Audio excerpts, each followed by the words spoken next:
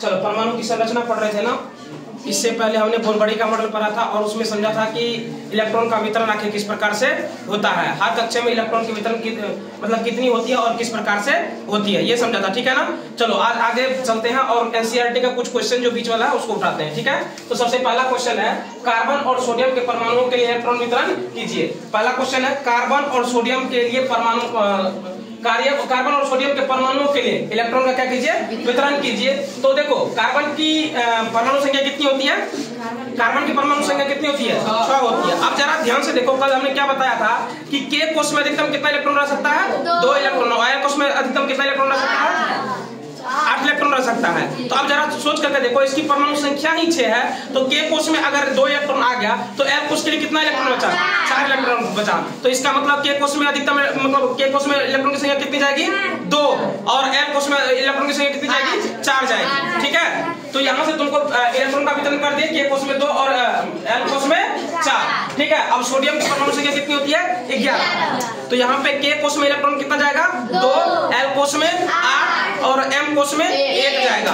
तो ध्यान देना कि यहाँ पर के कोष में अधिकतम इलेक्ट्रॉन की संख्या कितनी होती है, 2, और एल कोष में 8 और एम कोष में भी 8 होता है, लेकिन यहाँ पे बचा ही है हमारे पास 1 इलेक्ट्रॉन, तो एम कोष में कितना इलेक्ट्रॉन रहेगा, 1 इलेक्ट्रॉन रहेगा। ठीक है, तो यहाँ पर ये क्वेश्चन आंसर क्लियर हो गया।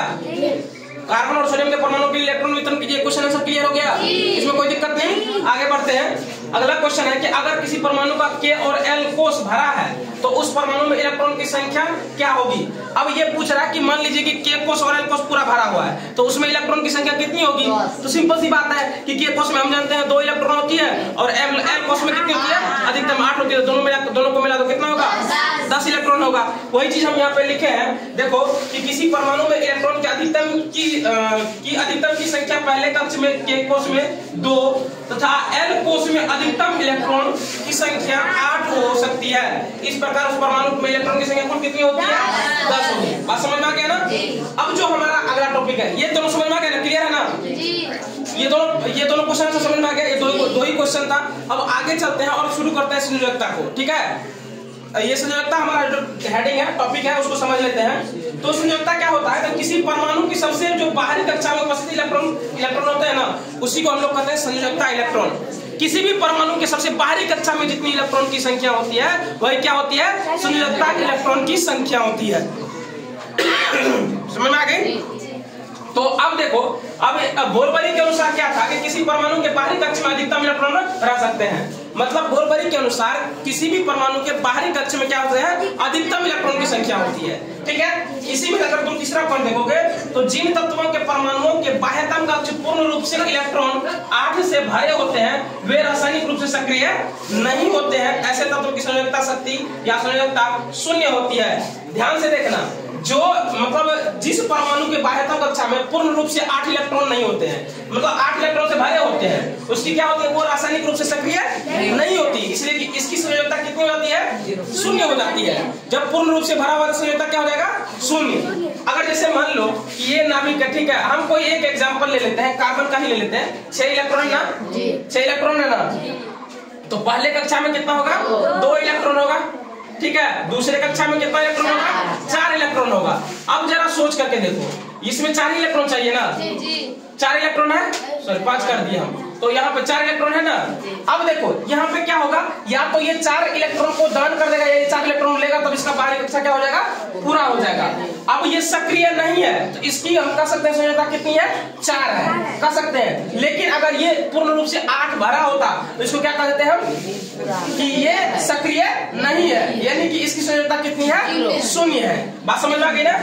अब अगले पॉइंट को समझो कि अक्रिय तत्वों में से हीलियम परमाणु के बाह्यतम कक्ष में 2 इलेक्ट्रॉन होते हैं और अन्य में 8 होते हैं। मतलब जो हीलियम है ना, इसके बाह्यतम कक्ष में 2 ही इलेक्ट्रॉन होते हैं, लेकिन बाकी जितने भी तत्व हैं उनके बाह्यतम कक्ष में कितने इलेक्ट्रॉन होते हैं, 8 इलेक्ट्रॉन होते हैं। लेकिन हीलियम ही एक ऐसा तत्व है जिसके बाह्यतम कक्ष में क्या होते हैं, 2 ही इलेक्ट्रॉन होते हैं, लेकिन बाकी जो होते हैं उसमें कितना होते हैं, 8। अधिकतम इलेक्ट्रॉन संख्या कितनी हो सकती है, 8 हो सकती है। बात समझ में आ गई ना। अब अगला है हमारा कि 8 इलेक्ट्रॉन वाले सबसे बाह्यतम कक्ष को, बाहरी कक्ष को अष्टक माना जाता है। जो सबसे बाहरी कक्ष में 8 इलेक्ट्रॉन होते हैं उसको क्या माना जाता है, अष्टक माना जाता है। आगे हम लोग अष्टक का नियम पढ़ेंगे क्या होता है, ठीक है ना। और परमाणु अपने अंतिम कक्ष में अष्टक प्राप्त करने के लिए करते हैं, यह आपस में इलेक्ट्रॉन साझेदारी करने या उसको त्याग करने से होती है। या तो अब देखो क्या होगा कि बाहरी कक्षा में मान लो यहाँ पे 4 इलेक्ट्रॉन है, या तो ये किसी को दान दे देगा या किसी से 4 इलेक्ट्रॉन प्राप्त कर लेगा, तो इससे क्या हो जाएगा, बाहरी अष्टक इसका पूरा हो जाएगा। लेकिन ये 4 वाले क्रम में है। लेकिन अगर मान लो कि इसके बाहरी कक्षा में 2 ही इलेक्ट्रॉन है, ठीक है, मान लो ये कोई हम बनाए पहले कक्षा में 2 है, लेकिन इसके दूसरे कक्षा में कितना है, 2 ही इलेक्ट्रॉन और है, तो ये क्या करेगा, त्याग कर देगा, ये ग्रहण नहीं करेगा, ये क्या कर देगा, त्याग करेगा। तो हम ये जब आगे अष्टक का नियम पढ़ेंगे ना, तब उसमें समझ में आएगा कि आखिर ये त्याग क्यों करता है, ग्रहण कब करता है, ठीक है, अब किस समय पे ये सिर्फ त्याग करेगा और किस समय पे ये सिर्फ ग्रहण करेगा, ये सारी चीज को हम समझेंगे। लेकिन संयोजकता में हमारा कुछ पॉइंट छूट गया है, समय होने के कारण इस क्लास को हम लोग इतना ही रहने देते हैं, अगले क्लास में हम और आगे पढ़ेंगे, ठीक है। फिलहाल आज के लिए इतना ही।